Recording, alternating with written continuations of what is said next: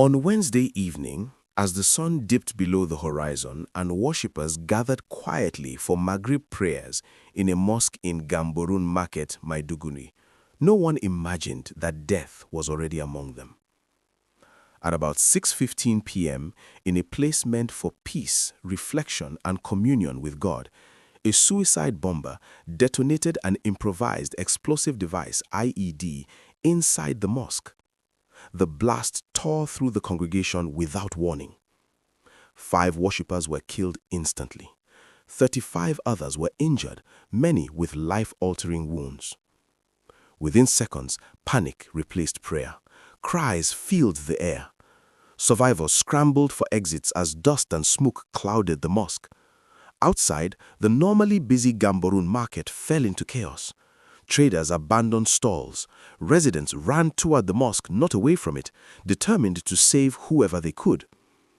According to DSP Nahum Dasso, spokesperson of the Borno State Police Command, the injured were rushed to hospitals across Maiduguri. Security forces, including the Explosive Ordnance Disposal Unit, quickly sealed off the area to check for secondary devices, a grim but necessary precaution in a city long familiar with terror. But this attack did not happen in isolation, and it did not happen by accident.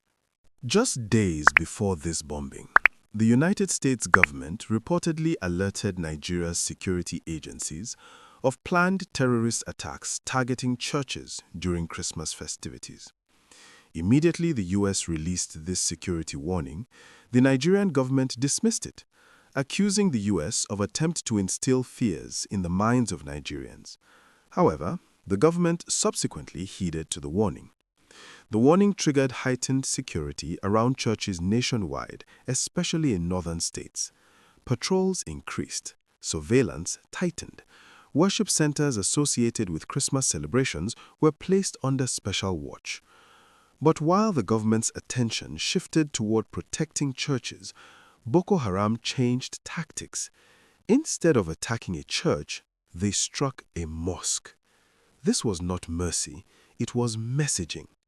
And here's the question viewers must ask themselves. Was this attack designed to prove that Boko Haram can still strike anywhere, anytime, regardless of security focus? Tell us what you think in the comments section. Subscribe to the channel for in-depth national security breakdowns. This is not the first time Boko Haram has bombed a mosque in Borno State.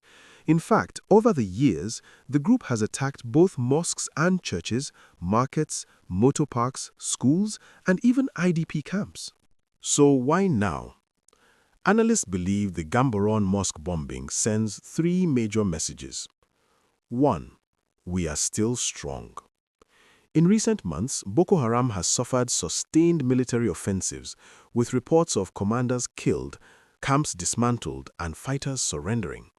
This attack appears to be a retaliatory statement, proof that despite losses, the group retains the capacity to strike soft targets and cause mass civilian casualties.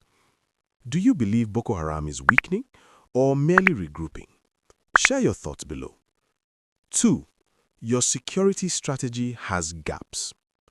By attacking a mosque while security focused heavily on churches, Boko Haram exposed a critical flaw: reactive security.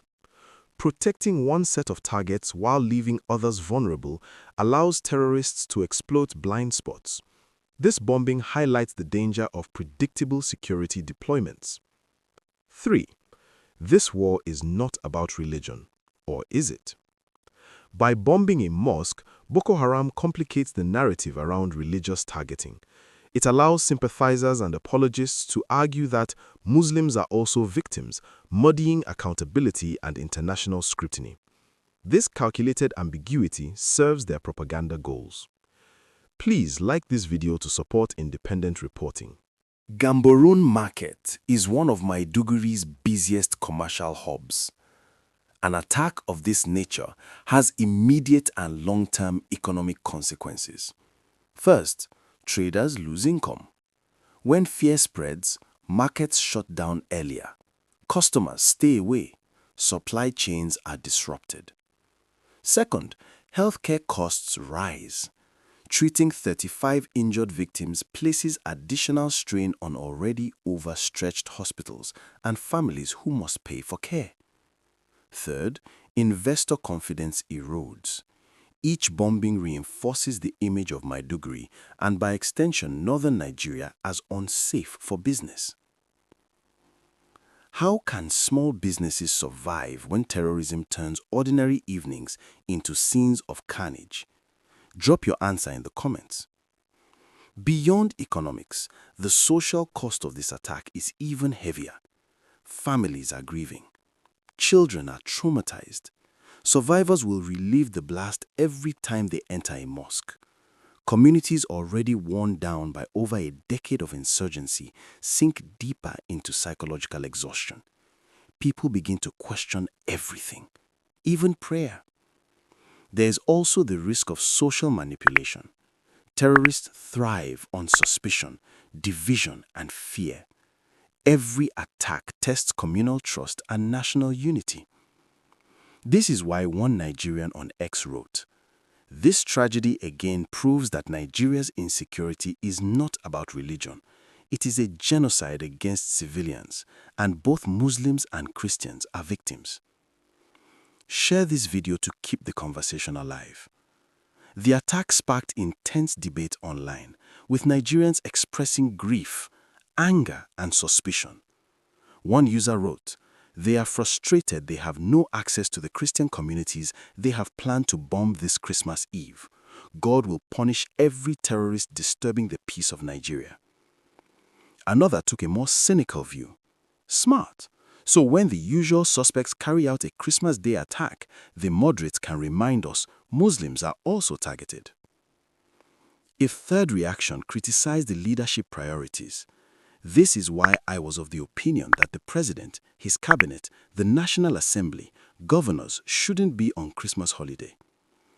Another voice raised international implications. Is all this an attempt to counter U.S. allegations of Christian genocide in the north while using the lives of northeast Nigerians as proof? The world is watching. These reactions reflect a country struggling to understand not just who is attacking, but why and who benefits from the confusion. What message is Boko Haram sending to government? To the Borno state government, your markets, mosques, and neighborhoods are still vulnerable. To the federal government, military victories alone are not enough. Intelligence failures remain deadly. To the international community, Nigeria's crisis is complex and civilians are paying the price. And perhaps most chillingly, to ordinary Nigerians, no place is truly safe. Do you think Nigeria's current counter-terrorism approach is working? Yes or no? Explain why in the comments. The bombing of the Gamborun Mosque is not just another statistic. It is a reminder that terrorism adapts, exploits attention gaps, and thrives on fear. It shows that security must be comprehensive, not selective. It proves that civilian lives remain dangerously exposed, and it underscores a painful truth. In this conflict, religion is a weaponized excuse. Civilians are the real targets.